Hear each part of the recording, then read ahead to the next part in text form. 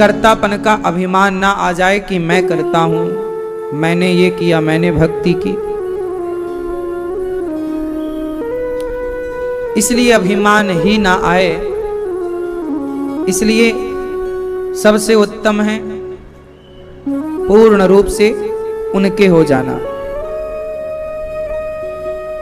बाद में जब भगवान आए, गोपियां फिर समझ गईं कि गलती हुई है, उसे सुधारा जाए। सारी जिंदगी हमें गलतियां ही तो सुधारनी हैं। करोड़ों जन्मों की गलतियां तो हो गईं, अब उन्हें सुधारा जाए। कथा की गंगा यही सिखाती है। कल हम लोगों ने सुना कि भगवान का विवाह हुआ मां भगवती रुक्मणी जी से। रुक्मणी मंगल में पूजा हमारे श्रीमान रतन कुमार जाना जी ने, श्रीमती मीता रानी जाना जी,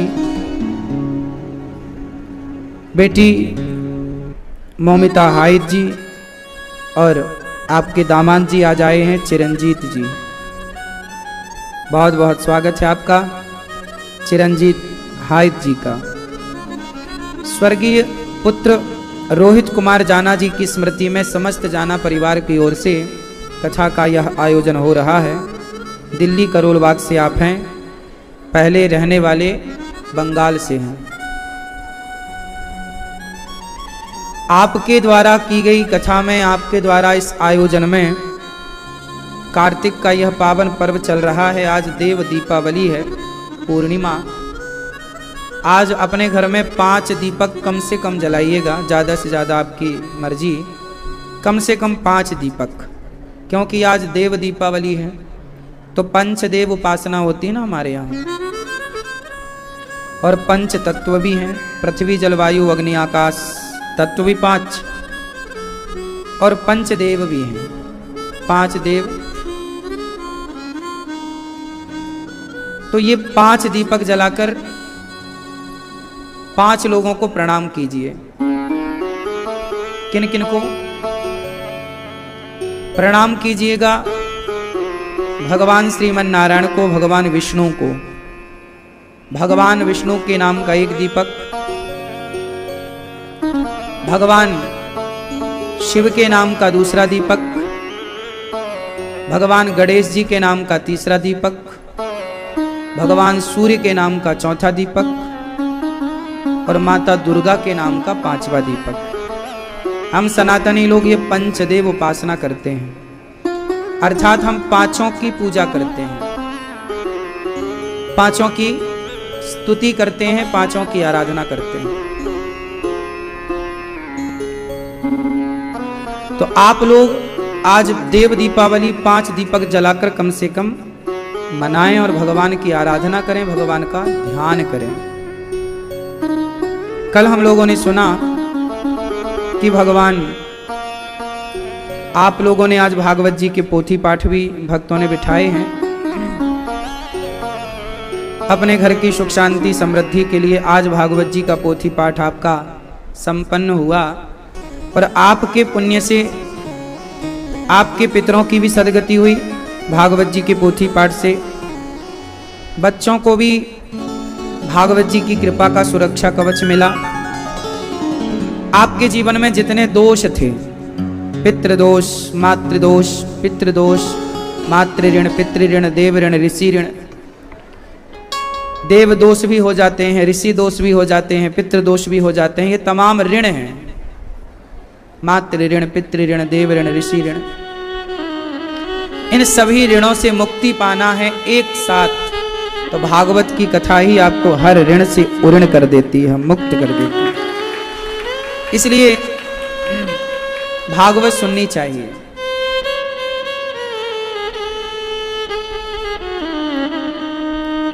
आप लोगों ने सुनी, अभी 25 नवंबर से भागवत जी के फिर यहाँ पाठ बैठेंगे। आप भी कर सकते हैं अपने लिए, अपने पूर्वजों के लिए। जो प्रसाद आप लोगों को मिला ना भागवत जी का, कितने लोगों ने आपने पोथी पाठ कराई? यहाँ पोथी पाठ कराने वाले भक्त, प्रसाद जाकर के जो मिला है वो थोड़ा आप ग्रहण करना, बच्चों को देना। जहाँ धन धान्य रखते हैं वहाँ भी प्रसादी लाल कपड़े में बांधकर, चावल जो प्रसाद मिला श्रेयोदान का लाल कपड़े में बांधकर जहां पैसे रखते हो वहां भागवत जी का ये प्रसाद रख देना, ताकि सदा आपका धन धान्य बढ़ता रहे। आपका धन धान्य बढ़ेगा तो निश्चित ही आप किसी का भला करोगे, तो आप सबका भला करें, इसलिए आपका धन बढ़ना चाहिए। इसके लिए भागवत जी आपके सारे द्वार खोल देती हैं। कल हम लोगों ने सुना कि भगवान गोपियों को छोड़कर जब आए तो गोपियों की याद में भगवान ने उद्धव जी को वृंदावन भेजा। कहा घनश्याम ने उद्धव से वृंदावन जरा जाना, वहां की गोपियों को ज्ञान का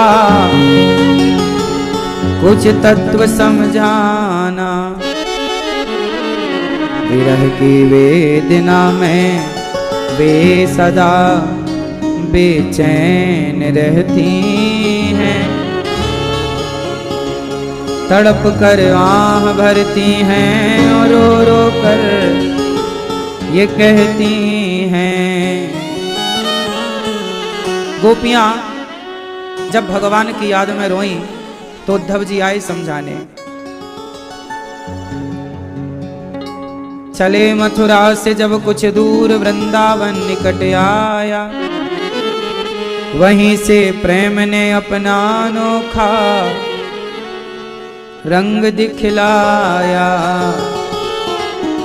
बिटप झुक कर ये कहते हैं इधर आओ इधर आओ, पपीहा कह रहा पी कहाँ ये भी तो बतलाओ। नदी यमुना की धारा शब्द हरिहर का सुनाती है, भ्रमर गुंजार से भी यही मधुर आवाज आती है। उद्धव जी आए वृंदावन। वृंदावन की हालत ऐसी थी जैसे पानी के बिना मछली की हालत थी,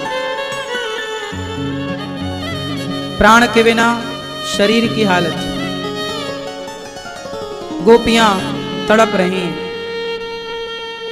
चिड़िया भी रो रही है, पेड़ पौधे भी उदास नजर आ रहे हैं। उद्धव जी ने कहा भाई ये वृंदावन में इतनी उदासी क्यों है? कहा भगवान के ग्वाल वालों ने हमारे प्राण नहीं है ना, प्राण नहीं है फिर आप जिंदा कैसे हैं? बोले ये जीवन भी कोई जीवन है। तो बोले जीवन क्या है? बोले हमारा जीवन तो हमारे कृष्ण है। अच्छा और वो कहाँ है? वो मथुरा है। उद्धव जी बोले तो वो मथुरा थोड़ी है, वो तो कण कण में है। आप उन्हें ध्यान करके प्राप्त क्यों नहीं कर लेते? ग्वाल बाल गोपियां सब उद्धव जी के ज्ञान की बातें सुन ही रही थी। अब यहां उद्धव जी का और गोपियों का एक संवाद हुआ, बड़ा संवाद। पहले मैं आपको समझाऊं कि गोपियां कौन है और उद्धव जी कौन है। भगवान तक पहुंचने के रास्ते हैं दो, एक है ज्ञान का रास्ता, एक है भक्ति का रास्ता। ज्ञान का रास्ता बंदर के बच्चे जैसे काम करता है और भक्ति का रास्ता बिल्ली के बच्चे जैसा काम करता है। आप दोनों को ही जानते हैं, बिल्ली का बच्चा और बंदर का बच्चा। क्या अंतर है दोनों में? बंदर का बच्चा अपनी मां को पकड़ता है और बिल्ली का बच्चा अपनी मां को नहीं पकड़ता। जब बिल्ली और बंदर, जब बंदरिया इस पेड़ से उस पेड़ पर छलांग मारती है, बंदरिया जब इस पेड़ से उस पेड़ पर छलांग मारती है तो कौन किसकी छाती से लिपटा होता है?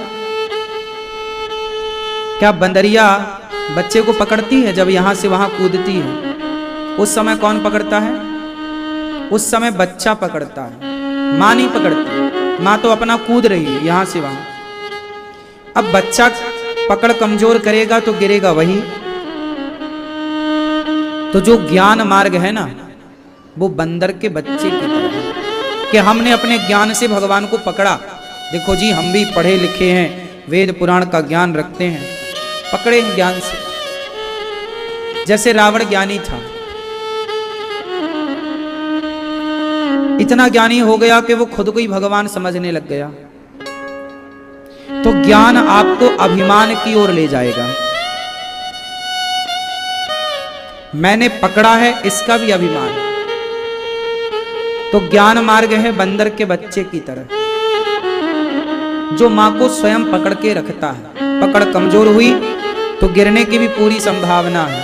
जैसे रावण की पकड़ कमजोर हो गई अभिमान के कारण, तो गिर गया ना। इतना बड़ा रावण, इतना ज्ञानी रावण, इतना बड़ा शिव का भक्त रावण, लेकिन उसके पुतले जलाए जा रहे हैं। क्या भक्त के पुतले जलाए जाते हैं? रावण के तो जल रहे हैं। क्यों? क्योंकि रावण बंदर की तरह चला, ज्ञान के घमंड को लेकर बैठ गया,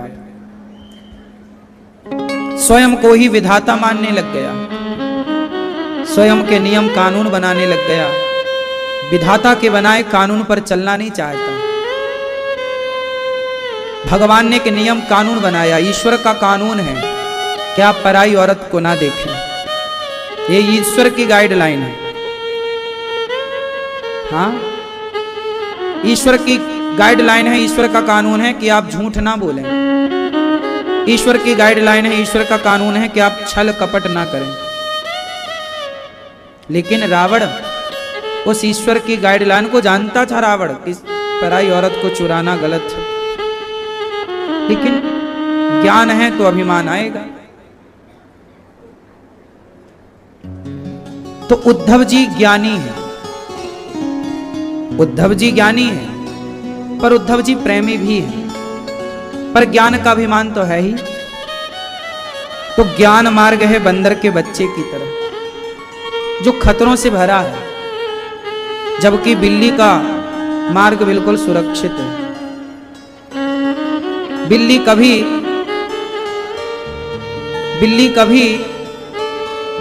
बिल्ली का बच्चा कभी अपनी मां को नहीं पकड़ता। यहां बिल्कुल उल्टा है। क्या है? जब बिल्ली अपने बच्चे को लेकर इस घर से उस घर जाती है, तो बताओ कौन किसको पकड़ता है? बच्चा मां को पकड़ता है कि मां बच्चे को? यहां पर बिल्ली बच्चे की गर्दन पकड़ती है और ले जाकर दूसरे घर में रख देती है सुरक्षित। जरा खरोंच नहीं आती बच्चे को, पर वही बिल्ली उसी मुंह से चूहे को पकड़ती है ना, फाड़ डालती है।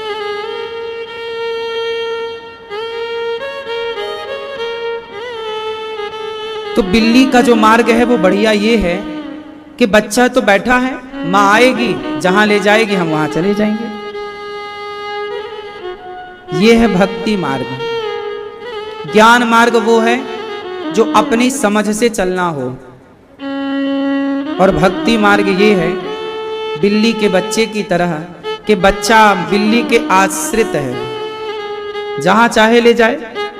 ऐसे ही भक्त जो होता है भगवान के आश्रित हो जाता है कि अब जहां आपका मन हो प्रभु वहां ले जाओ, जो देना है वो दो, चाहे तू रख ले चाहे डुबा दे, फूलों में रख चाहे कांटे चुभा दे। चाहे कांटे चुभाओ फूलों में रखो, जिंदगी की डोर सौंप हाथ दीनानाथ के, महलों में रखे चाहे झोपड़ी में वास दे। ये विचारधारा है भक्त की। तो गोपियां बिल्ली के बच्चे की तरह हैं, भगवान के आश्रित, छोड़ के गए हैं। अच्छा, बिल्ली बच्चों को जहां छोड़कर जाती है बच्चे वहीं रहते हैं। इसलिए गोपियों को कृष्ण वृंदावन में छोड़कर गए थे, तो गोपियां वृंदावन में ही थी। वो मथुरा चाहती तो चली जाती, उन्हें पता था कि ना कृष्ण मथुरा में, और मथुरा बहुत दूर तो था नहीं वृंदावन से, आज भी पास में 2-2.5 घंटे का रास्ता पैदल है। गोपियां जाती मिल के आ जाती, रोने की क्या जरूरत थी? नहीं, प्रेम ऐसा है कि आपने छोड़ के यहां गए हो ना, हम वहीं रहेंगे। ये समर्पण है। हम अपने से नहीं, हम आपको नहीं खोजेंगे। हम क्या खोजें भगवान को? इसलिए जब लोग भक्त लोग भगवान का दर्शन करते हैं ना, तो दोनों हाथ उठा के ऐसे दर्शन करते हैं, ऐसे। जब भगवान के मंदिर कोई जाता है, बिहारी जी के मंदिर, संत लोग ऐसे दर्शन करते हैं, ऐसे। क्यों ऐसे? बिहारी जी के दर्शन करने जाओ तो थोड़ा ऐसे, हे नाथ। ऐसे का क्या भाव है? ऐसे इसलिए आपने भी देखा होगा, गौरांग महाप्रभु का चित्र कई बार आपको ऐसे मिलता है ना? क्यों? चैतन्य महाप्रभु ऐसे क्यों? ऐसा ऐसे क्यों? ये हाथ ऊपर क्यों है? ये हाथ ऊपर होने के पीछे का जो भाव है, रहस्य है, वो ये है कि जैसे छोटा सा बच्चा जब आपकी गोद में आना चाहता है तो उसकी मुद्रा क्या होती है? छोटा बच्चा जब आपकी गोद में आना चाहता है तो वो दोनों हाथ ऐसे कर लेता है, अब हमें उठाओ, गोद में बिठाओ। जैसे छोटा बच्चा आपकी गोद में आना चाहता है, इसलिए वो दोनों हाथ ऊपर की ओर करता है। ऐसे जब भक्त भगवान की गोद में जाना चाहता है तो वो भी कहता है कि प्रभु हमने तो देखो हाथ उठाए हैं आपको पाने के लिए, अब आप भी अपने हाथ बढ़ाओ ना और हमें अपने हृदय से अपनी गोद में बिठाओ ना। अपनी गोद से क्यों उतार दिया आपने? इसलिए जगन्नाथ जी के दोनों हाथ आगे की ओर है, ऐसे। देखो ध्यान से, जगन्नाथ जी के दोनों हाथ कहाँ हैं? आगे। क्यों? जगन्नाथ जी कहते हैं कि मैंने, अच्छा ये बताओ, जब कोई आपका मित्र या आपकी माँ जब आपको गले लगाना चाहती है तो कैसे? जब आप किसी अपने फ्रेंड को, अपने सखी को, अपने मित्र को, अपने भाई को, अपने पिता को, अपने पुत्र को गले लगाना चाहते हैं तो गले लगाने की मुद्रा क्या होती है? मानो भगवान कहते हैं कि मैंने तो गले लगाने के लिए हाथ बढ़ा दिए, अब तुम आओ और मेरे गले से लग जाओ, तुम भी तो बढ़ो मेरी ओर। पर विडंबना ये है कि भगवान तो हाथ पसारे खड़े हैं, मैं तो तैयार हूं तुम्हें गले लगाने को, पर तुम स्वयं मेरे गले लगने को तैयार नहीं हो।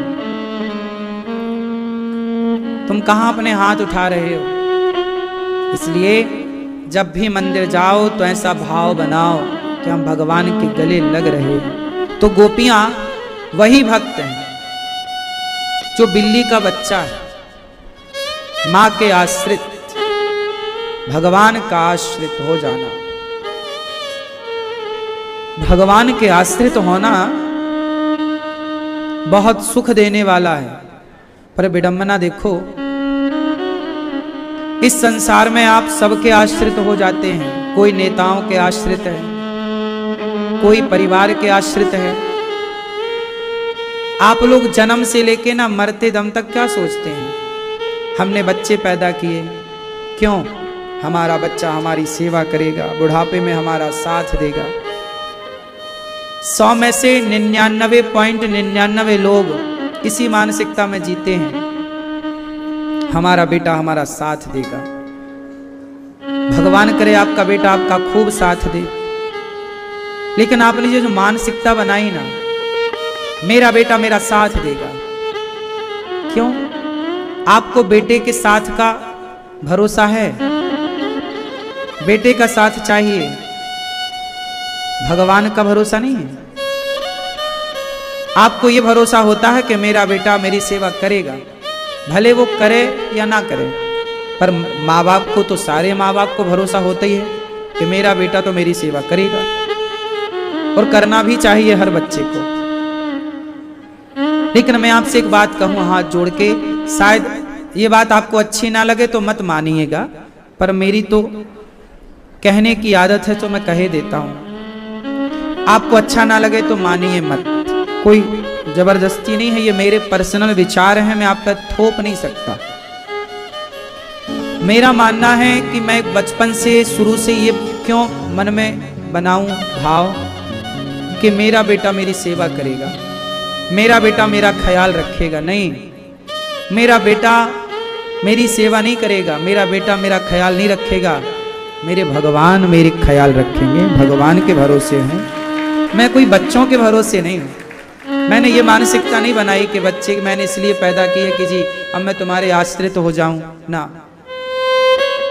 मैं सदा भगवान के आश्रित था, सदा भगवान के आश्रित हूं, सदा भगवान के ही आश्रित रहूंगा। मुझे किसी के आश्रित रहने की जरूरत नहीं, ना कोई नेता का आश्रय मुझे चाहिए, ना किसी धनवान व्यक्ति के आश्रित मुझे रहना है, किसी के आश्रित नहीं। जब एक भगवान का बल होगा तो दूसरे बल की जरूरत ही नहीं पड़ेगी। दूसरे बल की जरूरत इसलिए आप लोगों को पड़ती है क्योंकि आपको भगवान पर पूर्ण भरोसा नहीं, पूर्ण विश्वास नहीं। आप लोगों का विश्वास डगमग डगमग डोल जाता है, आज है कल नहीं, पता नहीं होगा कि नहीं होगा, भगवान भी हैं कि नहीं ये भी कन्फर्म नहीं है लोगों को। भगवान की भक्ति क्या है? मंत्र जाप मम दृढ़ विश्वासा, पंचम भजन सुवेद प्रकाशा। भगवान पर क्या हो? अटूट विश्वास। अच्छा एक बात बताओ,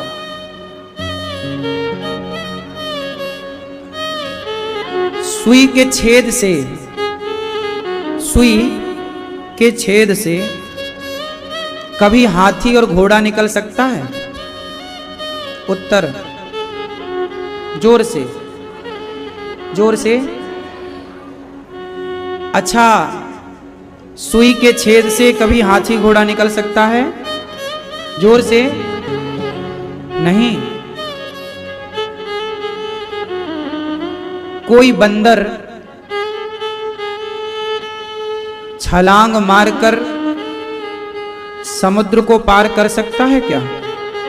कोई बंदर, कोई बंदर समुद्र को छलांग लगा के पार कर सकता है? जोर से। हाँ, इतने सारे बंदर घूम रहे हैं, किसी बंदर से बोलो कि जरा मार छलांग, कर ले जरा समुद्र को पार, कर लेगा? उत्तर दो। नहीं, समुद्र को बंदर छलांग मार के पार नहीं कर सकता, परंतु भगवान कृपा करें तो बंदर समुद्र को छलांग लगा के पार कर भी सकता है। हनुमान जी कर गए कि नहीं? यदि वो भगवान कृपा करते हैं तो एक बंदर में इतनी सामर्थ्य आ जाती है कि वो समुद्र को छलांग मार के पार कर सकता, जो कि असंभव है, जो कि। लेकिन जब भगवान कृपा करते हैं तो असंभव भी संभव हो जाता है। यदि भगवान चाह लें तो बंदर समुद्र को छलांग मार के पार कर सकता है, और यदि भगवान चाह लें तो सुई के छेद से भी हाथी और घोड़ा निकल सकते हैं। इतना सा मुंह खोला कन्हैया ने, ब्रह्मांड दिखाई पड़ा कि नहीं? जिनके इतने से मुंह में ब्रह्मांड है, इतने से मुंह में पूरा ब्रह्मांड समा गया, तो सुई के छेद से हाथी और घोड़े निकल गए, इसमें आश्चर्य क्या है? अच्छा एक बात बताएं, माना कि ये पत्थर है पुष्प, थोड़ी देर के लिए पत्थर, माना कि ये पत्थर है, इतना बड़ा टुकड़ा पत्थर का, यदि भगवान चाहें तो इतने से पत्थर के भीतर एक समूचे संसार की रचना कर सकते हैं। पता है आपको?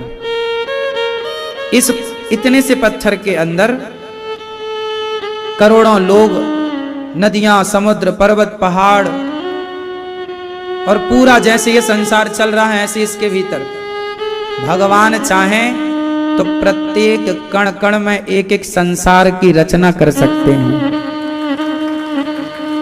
नहीं कर सकते? ऐसे भगवान पर आपको विश्वास नहीं हो पाता, ये बड़ी विडंबना है। जो भगवान इतने शक्तिशाली, इतने पावरफुल, उन भगवान पर आपको पक्का विश्वास नहीं। इसलिए कहता हूं अपने विश्वास को पक्का कीजिए। पहले तो ये विश्वास रखिए कि आप सब कुछ कर सकते हैं, अपने बल पर नहीं, मेरे पास भगवान का बल है। इसलिए अंगद ने पांव जमाया, अंगद जी ने लंका में, ए रावण मेरा पांव कोई हिलाएगा तो राम जी सीता को हार जाएंगे। ये बताओ ये बल अंगद जी का था या भगवान राम का बल? बोलो। पांव अंगद जी का है पर बल किसका है? किसके बल से गरज रहे हैं अंगद जी? जिसके बल से अंगद जी गरज रहे थे उन्हीं के बल से हम भी गरजते हैं, उन्हीं के बल से हम चलते हैं, उन्हीं के बल से हम बातें करते हैं, उन्हीं के बल हम रहते हैं। आप नेताओं को अपना बल मान लेते हो, नेता तो खुद भयभीत है 5 साल बाद। जो स्वयं डरा है वो आपको निर्भय कैसे कर सकता है? आपको निर्भय कौन कर सकता है? भय मुक्त कौन कर सकता है? एक भगवान आपको निर्भय कर सकते हैं। एक बार भगवान पे पूरा विश्वास करके उनके हो जाने की देर है। विश्वास, गोपियों को विश्वास, भक्ति की वह धारा से जुड़ी हैं गोपियां जो धारा बिल्ली के बच्चे की बात करती है। बिल्ली का बच्चा मां के आश्रित है, हम भी भगवान के आश्रित हैं। ये वृंदावन में हमारा कौन है? एक कृष्ण के सिवा कौन सा हमारा यहाँ रिश्तेदार है? कौन सा हमारी पहचान का यहाँ नेता है? कौन से हमारी पहचान के यहाँ लोग हैं? हम तो एक बिहारी जी के आश्रित हैं ना, एक भगवान के, एक राधा रानी के भरोसे। और किसका भरोसा है बताओ? हम तो पूर्ण विश्वास से रहते हैं भगवान के कि वो हैं और हमें किसी के साथ की, किसी के भरोसे की जरूरत नहीं है। इसलिए डगमग डगमग विश्वास तो कम से कम ना डोले, विश्वास तो स्थिर हो। कितना भी तूफान आए, कितना भी संकट आए, कितने भी जीवन में उतार और चढ़ाव आए, पर विश्वास हो। कोई है ना है, कोई रहे ना रहे, भगवान थे, हैं, रहेंगे। कि दूसरा भरोसा हमें चाहिए ही नहीं, ऐसा भाव बन जाए। फिर देखो आपके जीवन का बदलाव। अभी आप लोग ना जाने कितने लोगों के भरोसे हैं, सबका भरोसा, थोड़ा इनका थोड़ा उनका, खिचड़ी बना रखी है। क्लियर नहीं है आप लोग, क्लियर नहीं। जितने भी भक्त हैं, संत हैं, वो क्यों भक्त बने, क्यों संत बने? क्योंकि वो क्लियर हो गए। एक भरोसा भगवान का, बस, चाहिए ही नहीं दूसरा।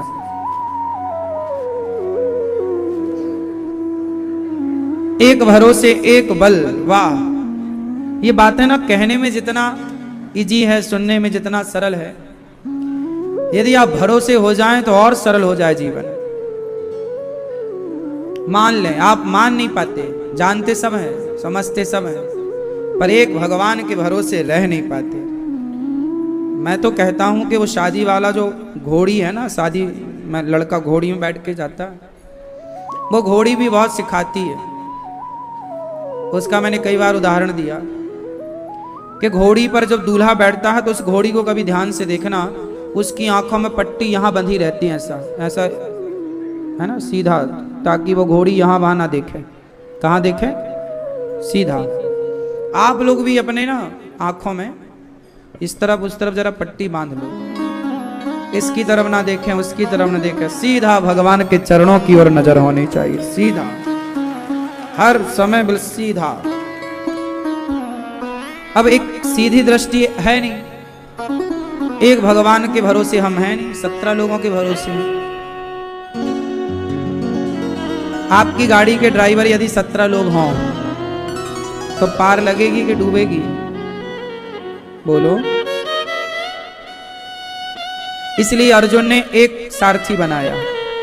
अर्जुन के 17 सारथी थे कि एक कृष्ण। उन्होंने रथ पकड़ा और पहुंचाया लक्ष्य तक। इसी को कहते हैं भरोसा। अर्जुन की तरह भरोसा, अर्जुन की तरह भरोसेमंद बनो। भरोसा ऐसा हो कि मस्त। गोपियों को समझाने गए उद्धव, समझा ना पाए, गोपियों के प्रेम को समझ गए। क्योंकि ज्ञानी और प्रेमी में बड़ा यदि तौला जाए तो राजू किसका पलड़ा भारी होगा? ज्ञानी बड़ा कि भक्त बड़ा? बोलो, कौन बड़ा? ज्ञान बड़ा कि भक्त बड़ा? बोलो, क्यों बड़ा? ज्ञानी कहता है, ज्ञानी कहता है कृष्ण, बोलो श्री कृष्ण। और भक्त है और पढ़ा लिखा नहीं है तो वो बोलता है किचना। क्या बोलता है? किचना। कोई कृष्ण नहीं बोल पाता ना, किचना बोलता है। जय श्री कृष्णा। जैसे बच्चा है रोटी नहीं बोल पाता, तोती बोलता है। क्या बोलता है? अब बताओ, तोती सही है या गलत है? रोटी को तोती कहना सही है कि गलत है? बोलो बोलो बोलो, जोर से। हैं? नहा मेरी मां। समझदार लोग रोटी बोलते हैं, पर बच्चे उसी को तोती बोलते हैं। लेकिन हम लोग तोती को भी समझते तो रोटी ही हैं। समझदार के लिए इशारा। फिर बच्चा भले तोती कहता है, पर माँ बाप तो उसे रोटी ही समझते हैं। उसी तरह ज्ञानी भक्त सही बोले, और भक्त यदि है नहीं पढ़ा लिखा पर वो भक्त प्रेमी और वो गलत बोल रहा है, तो भगवान उसके गलत को भी स्वीकार कर लेते हैं कि भाई वो सही गलत शब्दावली पे भगवान नहीं जाते, उच्चारण पे भगवान ध्यान नहीं देते कि आपका उच्चारण क्या निकल रहा है। भगवान उस उच्चारण के पीछे का भाव देखते हैं। अब जैसे वाल्मीकि जी राम राम नहीं जप रहे थे, मरा। क्या जप रहे थे? बोलो मरा। मरा। माला काहे की जप है? मरा मरा मरा मरा मरा मरा। अब यदि वाल्मीकि जी का उच्चारण कोई पकड़ता तो वो तो गलत बोल रहे हैं। मरा मरा कौन जपता भैया? मरा थोड़ी है, राम है।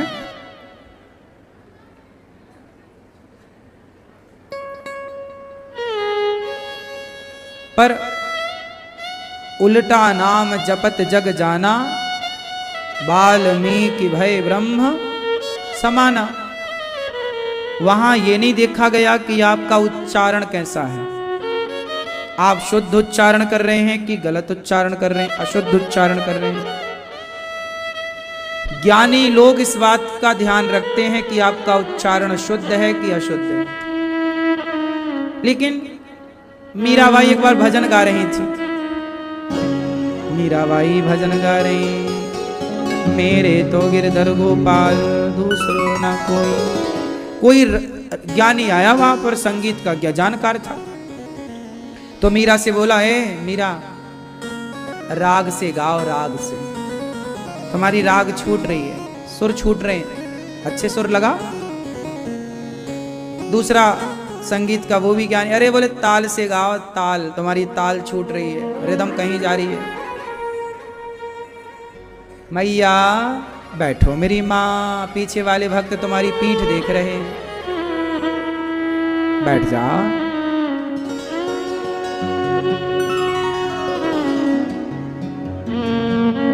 बैठ जा बेटा, तुम बैठो जल्दी। मैया बैठो मेरी माँ। अच्छा ये बताओ, मीराबाई को किसी संगीत के ज्ञानी ने कहा कि जरा ताल से गाओ, सुर से गाओ। मीराबाई बोली, भैया सुर ताल से ना गाओ, भाव से गाओ, भाव से गाओ। हमारा सुर ताल ना देखेंगे भगवान कि तुम कितने सुरीले हो, तुम कितने ताल वाले हो, ताल वाल का, सुर का बड़ा ख्याल। सुर ताल से तो लता जी गाती हैं, नहीं गाती। सुर ताल का ज्ञान लता जी से ज्यादा किसे होगा, लेकिन ताल और सुर का ज्ञान ना होने के बाद भी दुनिया भक्तों की लिस्ट में मीरा को ही सबसे आगे रखती है, क्योंकि वहां सुरताल काम ना आई, भाव काम आ गया। भावग्राही जनार्दन, हमारे भगवान क्या ग्रहण करते हैं, भक्त के भाव। इसलिए भगवान की भक्ति जो है, इसलिए भगवान ज्ञानियों से नहीं, प्रेमियों से, भक्तों से प्रेम करते हैं। ज्ञानी भगवान को पसंद है, ज्ञानी भगवान की आत्मा है, ज्ञानी भगवान की आत्मा है, पर भक्त भगवान के परमात्मा है। भगवान अपने भक्तों का ध्यान करते हैं, भक्तों की भक्ति करते हैं। सुदामा जी भगवान का ध्यान करते हैं और भगवान सुदामा जी का ध्यान करते हैं। एक दिन भगवान श्री कृष्ण उदास बैठे हैं द्वारिका में, आंखों से आंसू गिर रहे हैं द्वारिकाधीश के। बैठे हैं सिंहासन पर, आंखें बंद हैं और आंसू टप टप टप टपक रहे हैं। बगल में रुक्मणी मां बैठी हैं, अन्य भगवान की पत्नियां बैठी हैं, दास पंखे झलका रहे हैं। भगवान की आंखों से आंसू रुक नहीं रहे। किसी ने इशारा किया मां रुक्मणी जी की ओर, मां देखो जरा प्रभु की आंखों में आंसू क्यों हैं। जब रुक्मणी मां ने देखा कि भगवान रो रहे हैं, तो रुक्मणी जी ने भगवान को हिलाया, प्रभु क्या हुआ, आप रो रहे हैं, आपकी आंखों में आंसू हैं। भगवान बोले, रुक्मणी रोने दो। क्यों रो रहे हैं प्रभु, आपकी आंखों में आंसू क्यों, क्या करें, हमारा भक्त 4 दिन से भूखा है। अच्छा, कौन सा भक्त, सुदामा। रुक्मणी जी जोर से हंसी, वाह, जब आपको पता है कि वो आपका भक्त है और भूखा है, तो आप उसे व्यवस्था क्यों नहीं करते, देते क्यों नहीं, आप तो सब कुछ कर सकते हैं, दे दो। भगवान बोले, मैं क्या करूं, उसे देना तो चाहता हूं, पर वो लेने को तैयार ही नहीं। उसे मैंने बहुत सारा धन भिजवाया, मना कर दिया कि भैया। एक आदमी आया भगवान श्री कृष्ण की ओर से सुदामा जी के पास बहुत सारा धन लेकर, भैया ये फलाने राजा ने भिजवाया है आपके लिए, रख लो। सुदामा जी बोले, नहीं भैया ले जा, मैं तो भिक्षा मांगता हूं, और भिक्षा मांग कर जो मिल जाए, 5 घर जाते हैं सुदामा जी, बस 5 घर में मिल जाए तो ठीक, नहीं मिले तो ठीक, 6वें घर नहीं जाते। इतना संतोष यदि जीवन में व्यक्ति के आ जाए तो वो आदमी रह ही कहाँ जाए, वो स्वयं भगवान हो जाए। इतना संतोष सुदामा जी को। द्वारिकाधीश कह रहे हैं कि वो मैं तो चाहता हूं ले, पर लेता ही नहीं सुदामा।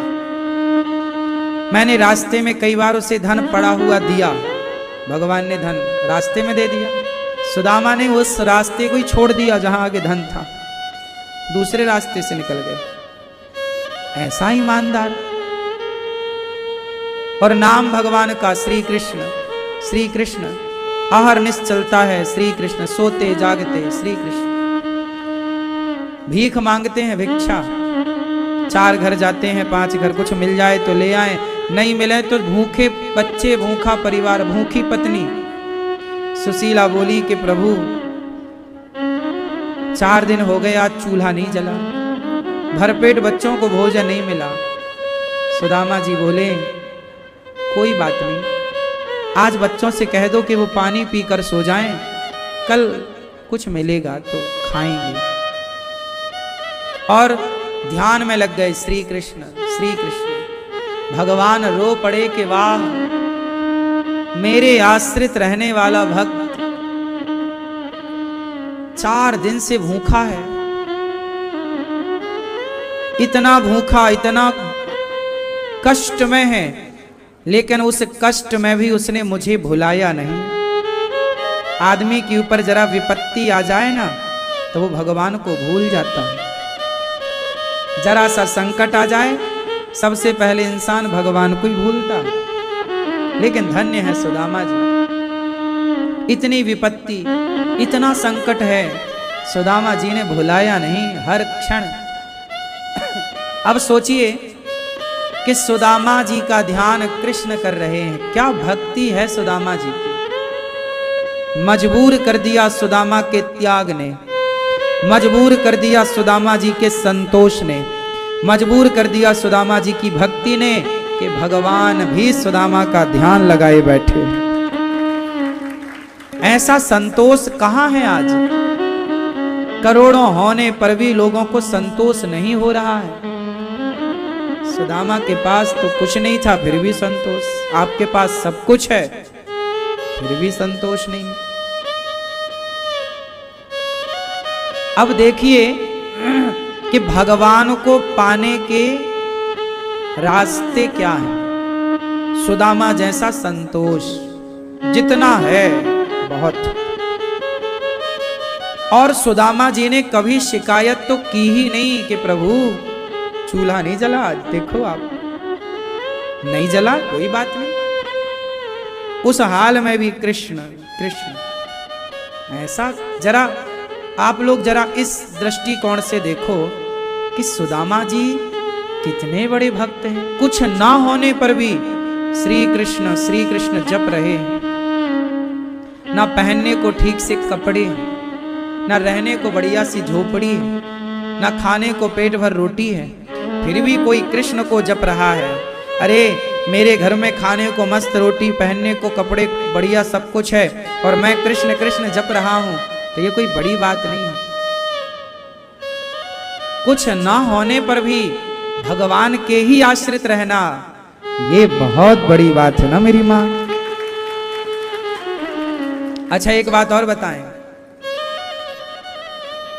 जब आपके पास कुछ नहीं होता और उस समय आपके पास माना कि आप 2 दिन से भूखे हैं, और उसी समय कोई आ जाए और कहे कि सुनो अब हम तुम्हारे भोजन की व्यवस्था करेंगे, तो आप तो उसी को भगवान मान लोगे ना। अरे आप तो भगवान हैं, आपने देखो हमारा सारा दुख दूर कर दिया क्योंकि आपने हमें रोटी दे दी। लेकिन सुदामा जी के पास भी भगवान स्वयं किसी को भेजते हैं, सोना लेके जाओ दे आओ। सुदामा जी बाहर के बाहर भगा देते, भैया नहीं चाहिए ले जाओ। सुदामा जी किसी का एहसान लेना नहीं चाहते। मेरे हाथ पांव चलते हैं, आप मुझे रोटी मत दें, मैं खुद जाऊंगा भिक्षा मांग कर लाऊंगा। ऐसा स्वाभिमानी, बताइए, मैं खुद कमाऊंगा ना, आपके टुकड़ों पर मैं क्यों पलूं? खुद कमाओ। सुदामा जी बोले मैं कल भिक्षा मांगने जाऊंगा। ब्राह्मण है ना, और ब्राह्मण यदि भिक्षा मांगता है तो वो उत्तम कोटि का ब्राह्मण है, जो भिक्षा मांग करके अपना पेट भर रहा, वो श्रेष्ठ ब्राह्मण है। भिक्षा मांगना अच्छा है। पता है आपको, पहले के जमाने में ब्राह्मण भिक्षा मांगता था। बोलो हाँ, ये बात सही है कि गलत है? बोलो। पहले के ब्राह्मण, मैं बचपन में मैं स्वयं भी गांव में भिक्षा मांगने जाता था, और आज भी मैं आप लोगों से भिक्षा मांगता हूं। मैंने अपना स्वभाव नहीं बदला, ना मैंने अपना धर्म बदला। अब आप सवाल करिए कि ये ब्राह्मण भिक्षा मांगता क्यों है? क्योंकि ब्राह्मण इस धरती का एक ऐसा, एक मात्र ऐसा मनुष्य है, एक ऐसा प्राणी है जो आपको ये कहना चाहता है कि देखो, भीख मांगकर खाना पड़े तो खा लेना पगले, कभी बेईमानी करके धन्ना सेठी ना बनाना, धन्ना सेठ ना बनना, बेईमान ना बनना। इसलिए ब्राह्मण सदा से गरीब रहा है, क्योंकि ये उसकी ईमानदारी का परिचय है। वो सदा से क्या रहा है? गरीब। क्यों? क्योंकि वो ईमानदार है। वो भीख मांग के खाएगा, लेकिन चोरी नहीं करेगा। चोरी करना होता तो भीख काहे मांगता? लेकिन आप लोगों ने, धन्य हैं आप लोग, कि पंडित जी जब आपके घर भीख मांगने आते तो आप लोग भीख देने की बजाय आजकल उपदेश करने लग गए हो। अरे पंडित जी, कमा के खा नहीं सकते। हम भी पहले गांव में भिक्षा मांगने जाते थे, महीने में 2 बार जाते थे, अमावस और पूर्णिमा। कोई विशेष त्योहार आ जाए तो भिक्षा मांग के ले आते थे, बाकी महीने में 2 बार जाते थे। और महीने में 2 बार जाते थे तो 2 बार में इतना मिल जाता था कि पूरा महीना निकल जाता था। फिर क्या हुआ, कुछ लोगों ने देखा कि पंडित जी आ रहे हैं तो दरवाजे बंद कर लेते थे। कुछ लोगों ने देखा पंडित जी आ रहे हैं तो हम जाके द्वार पे आवाज लगाते थे, भिक्षाम देही मैया, मौसी। गांव था ना, तो गांव में तो मौसी होती हैं, सब बुआ होती हैं, चाची, बुआ, मौसी। हमारे गांव में सबको हम मौसी कहते थे, चाची कहते थे और बुआ, 3 रिश्ते थे गांव में सबसे। तो आवाज लगाते थे, मौसी भिक्षा दे दो, भिक्षाम देही। तो मौसी ले आती थी, बुआ सब। कुछ लोग थे चतुर, दरवाजे बंद कर लेते थे, देख के पंडित जी आ रहे हैं तो हम फिर जाते नहीं थे उनके। वो ब्लैक लिस्ट हो जाता था अपने लाइन में, अब तेरे घर नहीं आएंगे। अगली बार फिर हम लोग हम उसके घर जाते ही नहीं थे। कुछ लोग बहाने बना देते थे, पंडित जी बाद में आना, जबकि उन्हें पता था कि महीने में 2 बार ही आते हैं और तुम बोल रहे हो बाद में आना, तो तुम्हारे अलग से थोड़ी आएंगे। तो ना देने के बहाने। एक बात और बताऊं, ब्राह्मण का गरीब होना इस बात का सबूत है कि ब्राह्मण सदा ईमानदार रहा। हाँ या ना? बोलो। उसके गरीबी का प्रमाण ही उसकी ईमानदारी का प्रमाण है, उसका भिक्षा मांगना ही उसकी ईमानदारी का प्रमाण है, पहला। दूसरा, सुदामा जी का अपना एक गुरुकुल था। वो गुरुकुल में मतलब वो बच्चों को पढ़ाते भी थे। कोई बच्चा पढ़ने आ जाए तो पढ़ाते थे, और पढ़ाने का वो कोई शुल्क दे तो कभी ना लेते थे। भैया, आज भी हमारे गुरुजी, जिन गुरुजी से हम पढ़े हैं, हमारे गुरुजी ने पढ़ाने का कभी शुल्क नहीं लिया। आज भी जो विद्वान हैं, समझदार हैं, भक्त हैं, शास्त्रों में ये बात लिखी है कि पढ़ाने का पैसा लेने वाला चांडाल होता है। पढ़ाने का पैसा लेने वाला चांडाल होता है। इसलिए किसी भी गुरुकुलों में कभी कोई आचार्य बच्चों से पढ़ने का पैसा कभी नहीं लेते थे। भारत में सदा से शिक्षा फ्री रही है। अर्जुन पढ़े गुरु द्रोणाचार्य से, क्या फीस दी? आखिरी में जाता था चेला, गुरुजी पढ़ गया, पूरी शिक्षा हो गई, अब बताओ दक्षिणा क्या लोगे? ऐसा सुना ना आप लोगों? तब गुरुजी बोलते थे कि तुम दक्षिणा में ये दो या वो दो, या नहीं मांगते थे। तो शिक्षाएं पूरी फ्री थी। ब्राह्मण जब तक गरीब था तो वो भिक्षा मांग कर लाता, अपना गुजारा करता, और जो गुरुकुल में बचे होते थे ना, वो भी भिक्षा मांगने जाओ बेटा मांग के ले आओ। पहले गुरुकुल से बच्चे कहां जाते थे? भिक्षा मांगने। और समाज, आप गृहस्थ लोग भिक्षा देते थे ब्रह्मचारी बच्चों को, वो बना के, गुरु माता बना के खवाती थी और बच्चे पढ़ते थे। यही विधान रहा आज के 100 साल पहले तक। ये परंपरा भारत में थी, अब लुप्त है। अब किसी गुरुकुल के बच्चे भिक्षा मांगने नहीं जाते। आज भी जब यज्ञोपवीत होता है ना, तो भिक्षामदेही बच्चे भिक्षा मांगते हैं, वो एक निमित्त है। तो वो एक परंपराएं अब केवल नैंग के लिए बची हैं। पहले यथार्थ परंपरा थी कि जब बच्चे का यज्ञोपवीत होता था तो वो फिर गांव में 7 घर भिक्षा मांगने जाता था। हाँ या ना? तो ब्राह्मण भिक्षा मांगता और खा करके प्रेम से दिन भर पढ़ना और पढ़ाना, यही काम था ब्राह्मण का। अर्जुन जैसे क्षत्रिय, अर्जुन जैसे बालक, कर्ण जैसे बालक ब्राह्मणों के यहां ही पढ़े, और इन्होंने पढ़ने का कोई पैसा नहीं दिया, और इतनी बड़ी बड़ी विद्याएं पाए, सीखे, कोई मूल्य नहीं। विद्या जब तक इस देश में फ्री थी तब तक इस देश को विश्व गुरु कहा जाता था, और जब से विद्या का शुल्क आया तब तक फिर यहां पर विश्व गुरु अब पता नहीं कहां चला गया। जब तक बच्चे गुरुकुलों में पढ़ते थे, जब तक शिक्षाएं निःशुल्क थीं, तब तक इस देश में चाणक्य जैसे गुरुकुलों में, चाणक्य अपने गुरुकुलों में चंद्रगुप्त से क्या मूल्य लिया था बताओ? चंद्रगुप्त को पढ़ाया ना चाणक्य ने, क्या मूल्य लिया? सम्राट बनाया कि नहीं? जब तक इस देश में गुरुकुल थे तो गुरुकुल की शिक्षाओं से बच्चे सम्राट बनते थे, और आज की मैकाले की शिक्षा से सिवाय नौकर बनने के कुछ नहीं आता बच्चों को। आज पढ़ लिख के बच्चे क्या बनते हैं? नौकर। क्या करोगे? नौकरी करेंगे, भैया नौकरी दे दो, भैया नौकरी दे दो, नौकरी दे दो। पढ़ लिख के क्या चाहिए आपको? नौकरी। बने भी तो क्या बने? पढ़े लिखे नौकर।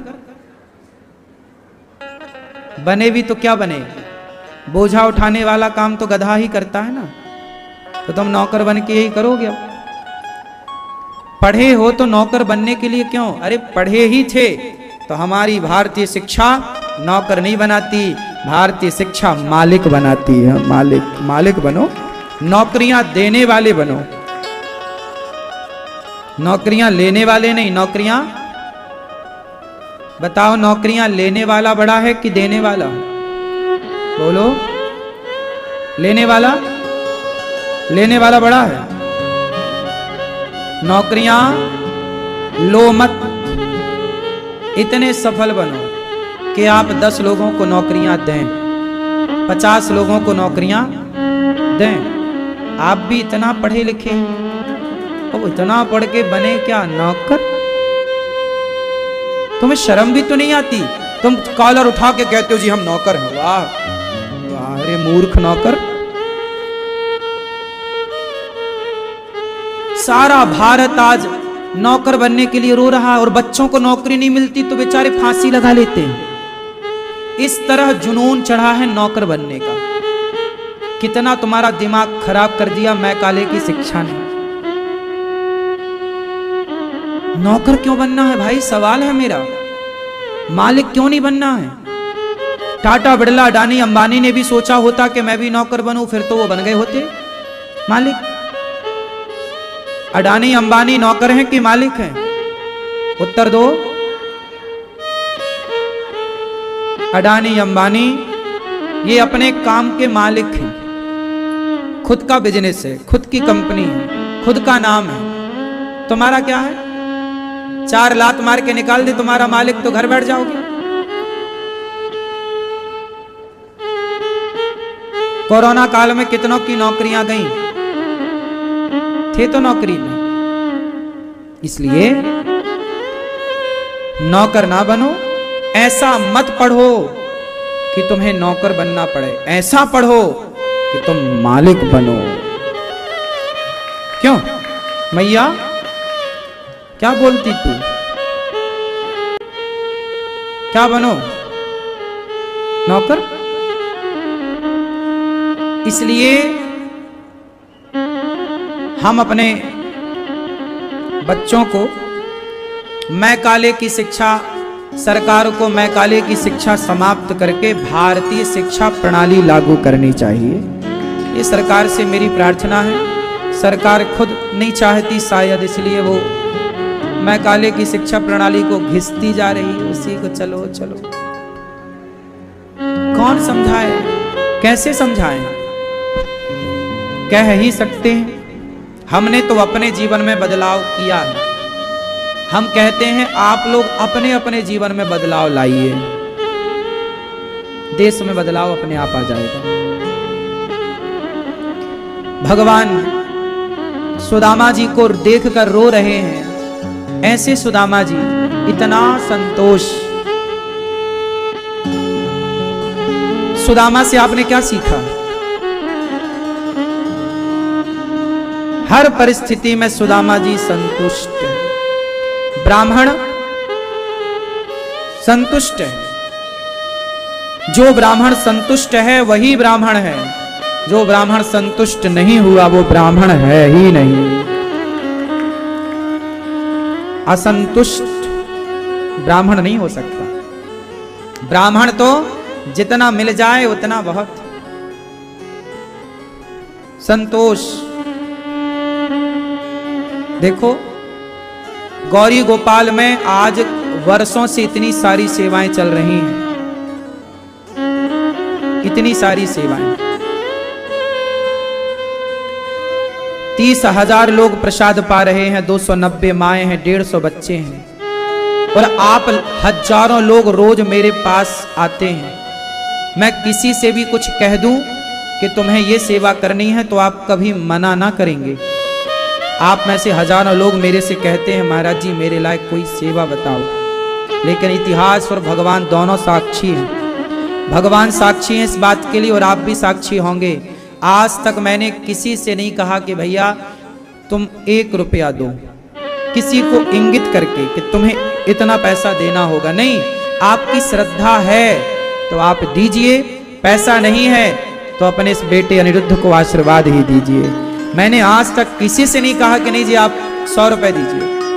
किसी से मैंने पकड़ कर नहीं कहा, इशारा करके नहीं कहा कि तुम 100 रुपए दो, तुम्हें देना पड़ेगा। नहीं, मैंने इन सालों में, जब मैं 25 साल का था, पहले जब ये गौरी गोपाल की सेवाएं नहीं थी ना, तब मैं 2017 में, 18 में, 19 में कन्याओं का विवाह कराया करता था अधिक मात्रा में।